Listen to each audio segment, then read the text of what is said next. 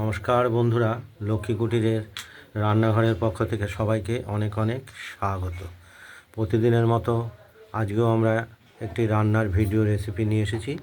সেটি হলো পাবদা মাছ। দেখতেই পাচ্ছেন, পাবদা মাছগুলো আমরা কেটে ধুয়ে সাইজ করে নুন হলুদ মাখিয়ে রেখেছি। আর এর সঙ্গে দেবো আমরা আলু, টমেটো আর দেবো আমরা টমেটো। এই কড়াইতে তেল দিয়ে গরম হয়ে গেছে, আমরা পাবদা মাছগুলোকে হালকাভাবে ভেজে নেব।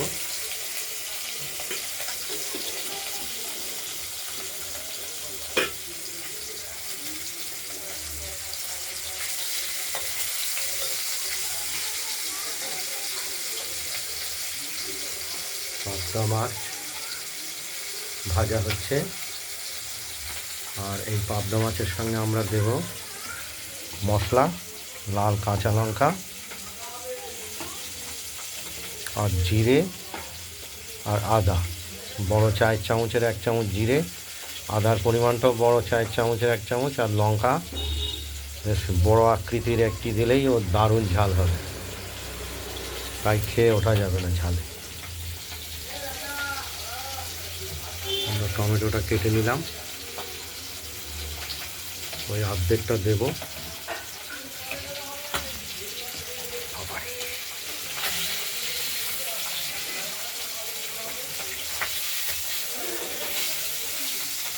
মাছগুলোকে আমরা ভেজে নিচ্ছি।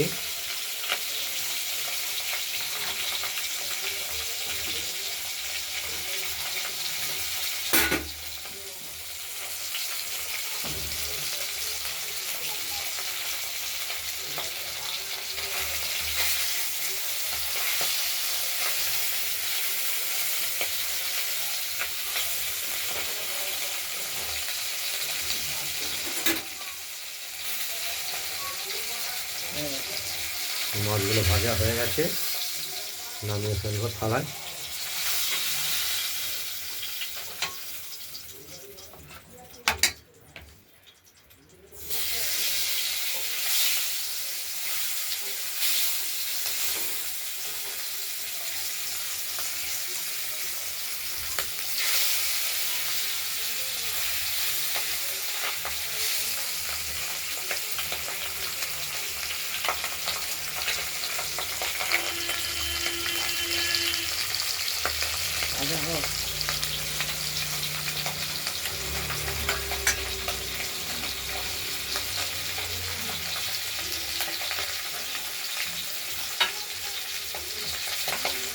দেখতে থাকুন, ভাজা হোক।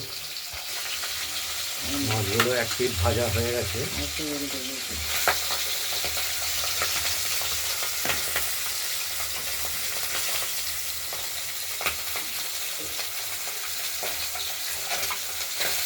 আলু দিয়ে পাবদা মাছের ঝোল তৈরি হয়।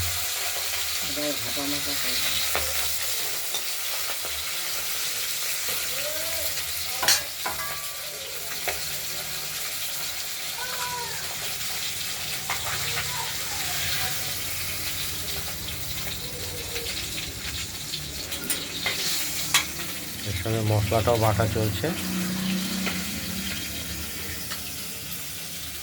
মাছগুলো ভাজা হয়ে গেছে যেহেতু, আমরা তুলে নিলাম থালায়। এরপরে ফোড়ন দেব, জিরে, কালো জিরে, শুকনো লঙ্কা, তেজপাতা। দেওয়ার পর আলুগুলোকে ভাজবো।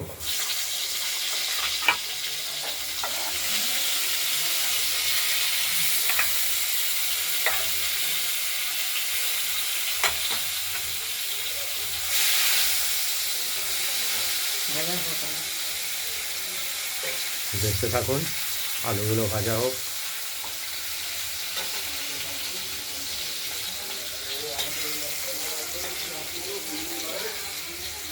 আমাদের এই মাছে কোনো রকম পেঁয়াজ বা রসুন দেওয়া হয় না। আমরা পেঁয়াজ রসুন সাধারণত কমই খাই। ডিম হলে পরে দেওয়া হয়, আর মাংস ডিম একদম খাওয়াই হয় না। সে যদি আসে তাকে খাইছে। দেখতে থাকুন। আলুগুলো ভাজা হয়ে গেছে, টমেটো টুকরো দুটো দিয়ে সেটাকেও ভাজা করে একদম মিশিয়ে দিতে হবে। মশলার সঙ্গে কষা হবে।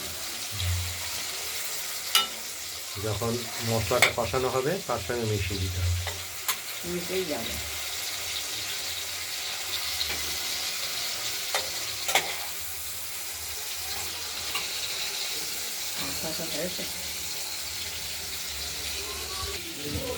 মশলাটা আমাদের বাটা হয়ে গেছে, আমরা দিয়ে দিলাম কষানোর জন্য।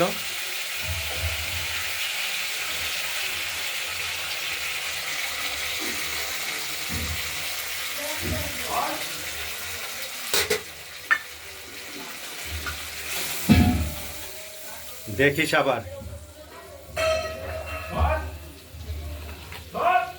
ওই গ্যাসের সিলিন্ডার নিচেই রেখে দে। পরিমাণ মতো হলুদ দিয়ে দিলাম। কেউ হেল্প করলো না এখন তোকে? কোনো বন্ধু বান্ধব পার্টির লোক? থাক থাক থাক। মশলাটা নেড়ে চেড়ে দিলাম আলুর মধ্যে কষানোর জন্য।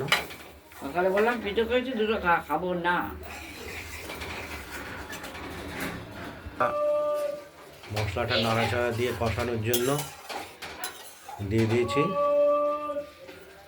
কষানো হলে তারপর জল দেবো, মাছ দেবো।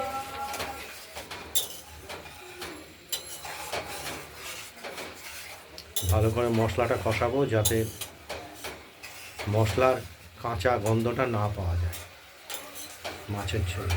ওকে ডাকবা, দুটো দুধ দিতে খাবি।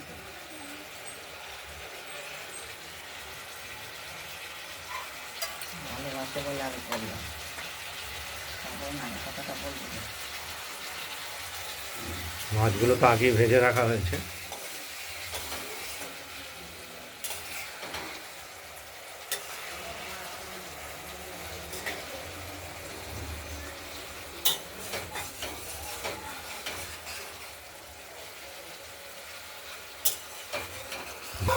কষানো হয়ে গেছে, যে তেল বেরিয়ে গেছে।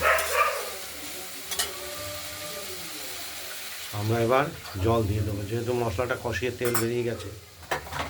আর এর সঙ্গে এই মাছটা দিয়ে দেবো।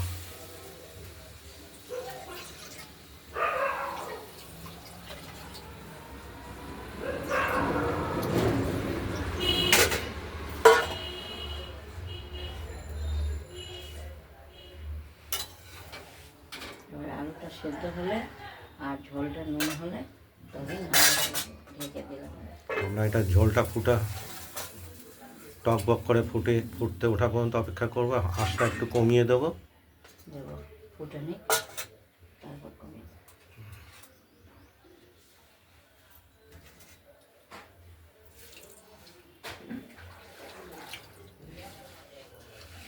দেখতে থাক, মাছের ঝোলটি ফুটে উঠেছে।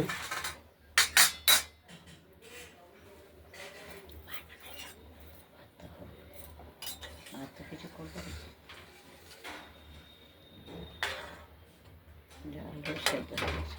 আলুগুলো সেদ্ধ হয়ে গেছে, সামান্য নুন লাগবে। নুন ঝাল সব ঠিকঠাক আছে। না, নুন লাগবে। নুনটা দিতে হবে, নুন বা লবণটা দিতে হবে, একটু কম হয়ে গেছে।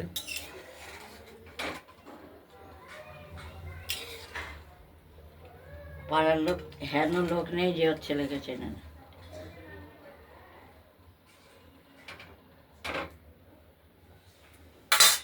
বাচ্চা বললো না, সবার করে দেয়। যেদিন কাকার কাছে মাছ হয়ে গেছে। মাছটা কমপ্লিট হয়ে গেছে। এইটা দিতে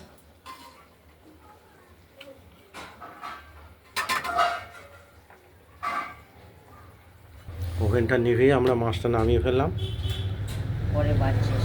এটা পরে বাটিতে বেড়ে ফেলবো। বাটিতে না, থালায়।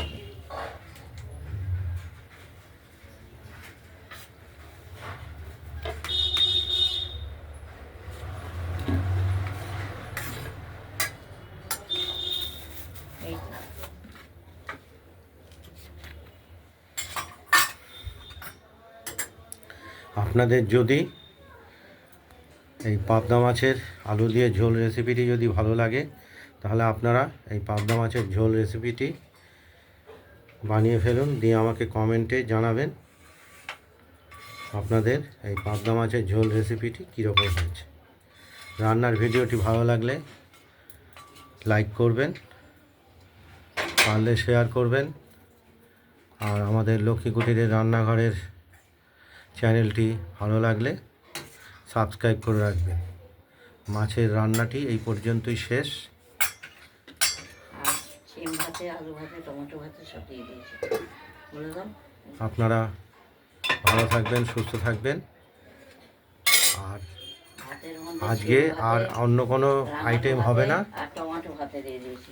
আজকে সবই ভাতে। ভাতে সেদ্ধ খাবো, ভাতে, একটু ভাজা করি, শিম ভাতে, টমেটো ভাতে রাঙালু ভাতে। আর লাল আলু ভাতে, এগুলো আজকে ভাতেই চলবে, মেখে খাওয়া হবে। এটা না দেখলেই হবে। দেখিয়ে দাও একবার।